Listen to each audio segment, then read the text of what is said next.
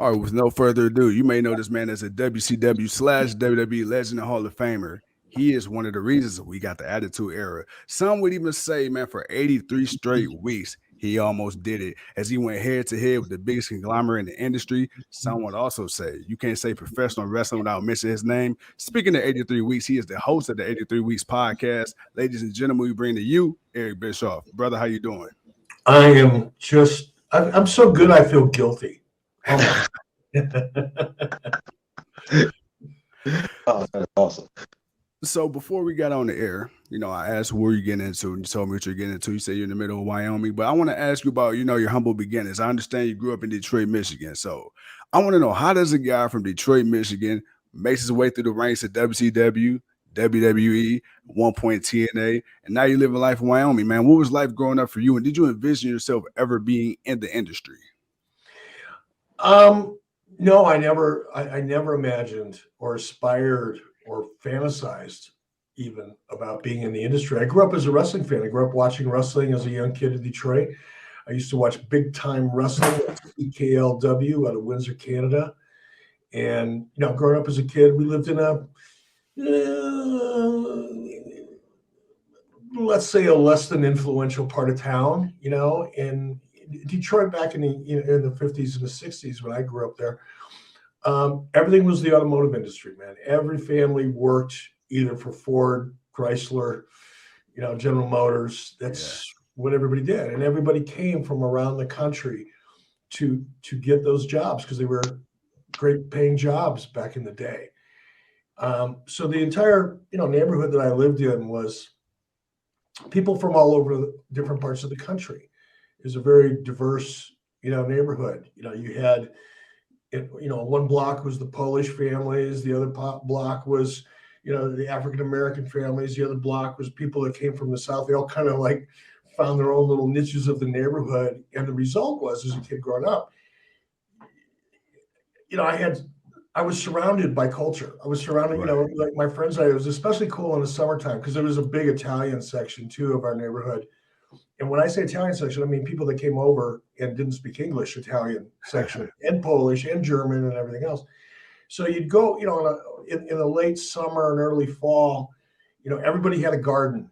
The Italian families especially, they were really well organized. Like one family would raise chickens. And believe me, the lots, that we all lived on, these were inner city lots, right? They were like 1/8 of an acre, fairly big enough to park 4 cars on. But everybody had a garden. One family would grow tomatoes. The other family would grow zucchinis. The people down the street would raise chickens. People down the street from them would have 3 or 4 goats. Even though it was like in the city, it was cool. And in the summer, late summer, and early fall, a lot of people would harvest the stuff that they grew. And then each of these families would have cookouts in the summertime. And everybody, in the neighborhood would you go from one place to the next place to the next place. So I had a blast growing up as a kid. It was just different, and I look back at it very fondly, and I'm grateful for it because it gave me a kind of a different worldview as a result. But I grew up, my parents, my father worked. We only had 1 car. My mother would drive my dad to work on Saturdays because he worked 6 days a week. And then my mom would take the car and she'd go grocery shopping, right, once a week. That left my younger brother and I home alone. Like we had control of the house. There was only 1 television and we had complete control of it, on Saturday mornings. So we'd start out watching, silly ass cartoons, Bugs Bunny and Roadrunner and Felix the Cat and all that happy horse shit.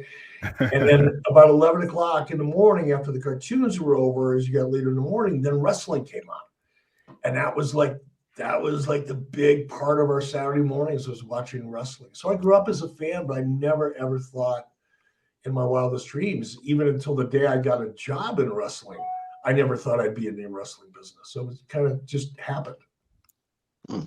That's awesome. Go ahead, man. No, it's you. Go ahead. Okay. So, growing up in different cultures, growing up in a way that most people probably don't. Well, not most, but some don't. What was the inspiration for you to want to get into business? Was there something that you saw in entertainment or marketing that you said, "Man, this is something that I could do. This is the thing that I can put my hand on." What was that spark for you? There really wasn't one when it came to being interested in the entertainment business. I was a consumer like everybody else. And just like I loved wrestling, I loved other forms of entertainment like every kid does. Every person growing up, is affected in one way, shape, or form by music or television or movies or whatever it may be. Some people books. It doesn't matter. We're all affected by media in one way, shape, or form. Right. But I never thought I would be in it. Now, I think one of the reasons that I was probably drawn to the entertainment business is because I grew up as an entrepreneur. I didn't aspire to be an entrepreneur. I didn't think about the fact that I was. But, going back to my childhood, there was an Italian family, a couple.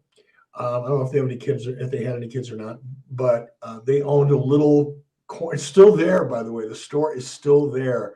It's on Curtis Road, and I can't remember the cross street, but it's right in East Point or Roseville, where I grew up. And it was called Lucy's. That was the wife's name. They named the little store after Lucy. And they sold beer and soft drinks and convenience foods, and they had model cars for sale. I mean, it had a little bit of everything there, right? And I would go over there like when I was like 6 or 7 years old, and they gave me a job. And my job was to go out and pick up all the trash, all the litter, the candy wrappers, bottle caps, whatever was laying around.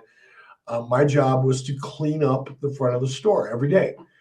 And then once I was done, they would come out and they would check it. And if it looks like I did a good job, they would bring me in.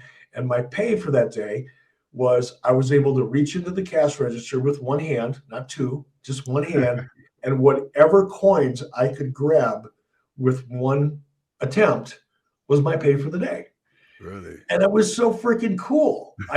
I was like so proud of myself. And, I'd make like 45, 55, 75 cents a day. Well, back then, a candy bar was a nickel. Right. I could buy a really cool, model car that we'd put together. And that's what my friends did back then. And I could buy that for like 75 cents. So I was like buying my own shit when I was 7. And I didn't need an allowance from my parents or anything like that. So that inspired me. And from there, I got a paper route when I was like 10 or 11. I sold papers for the Detroit Free Press, and I had a little territory. And I, made money doing that. And in the wintertime, I would, shovel sidewalks for the, people in the neighborhood that couldn't shovel their own or just felt sorry enough for me that they'd pay me to do it.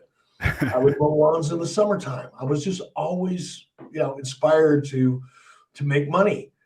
So it just kind of built throughout my life. Those early times of my life kind of set the stage for me to look for ways to make money. And I think eventually I just kind of gravitated towards entertainment because that's a great way to make money.